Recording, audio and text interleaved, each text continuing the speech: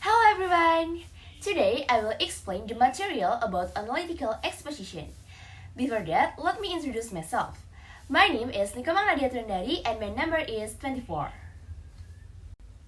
Okay, I will start with the definition of analytical exposition. Analytical exposition text is an argumentative text that contains the author's opinion along with logical supporting ideas about that issue happening around him or her. The second, I want to tell you about the social function or purpose of analytical exposition. The purpose of analytical exposition text is to persuade and convince the readers that their ideas or opinions is important by developing arguments to support it. The third is the generic structure of analytical exposition. First is thesis. Thesis is a main idea of the text or introducing the topic and indicating the writer's point of view. Thesis usually placed at 1 to 2 sentences at the end of the first paragraph. The second is argument. Argument is the writer's thoughts and the supporting arguments. The third or last is conclusion or reiteration. Reiteration or conclusion is a reaffirmation of the author's position and opinion on the main topic or restating the author's argument. The fourth is the language features of analytical exposition. The first is use sequence conjunction, where example is first, second, next, and then. The second is to use causal conjunction. For example is due to, because, as a result of. The third is use the simple present tense. The simple present tense formula is subject plus verb 1 plus complement. Besides that, it is also usually marked with the word can. The fourth is use mental verbs. For example, believe, feel, know, and think. The fifth is use saying verb. For example, as people say, it is said, and research shows. The sixth is to use the connecting words. The connecting words divided into 4, namely, the first is addition. For example, is beside. The second is comparison.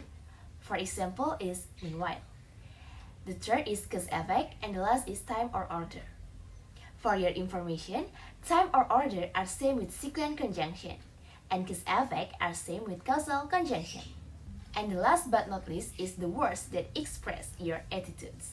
For example is must, may, and habitually. And the last, I will convey my result of analysis from an example of an analytical exposition text that I made with the title is The Benefit of Why You Have to Use Stainless Steel Straws. First, I will analyze in terms of purpose, where this text aims to inform the reader about the benefits will you get from the stainless steel straw if you use it.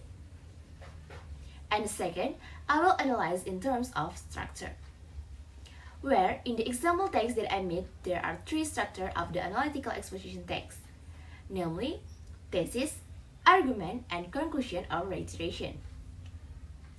Thesis shown from the first paragraph of the 5th sentence.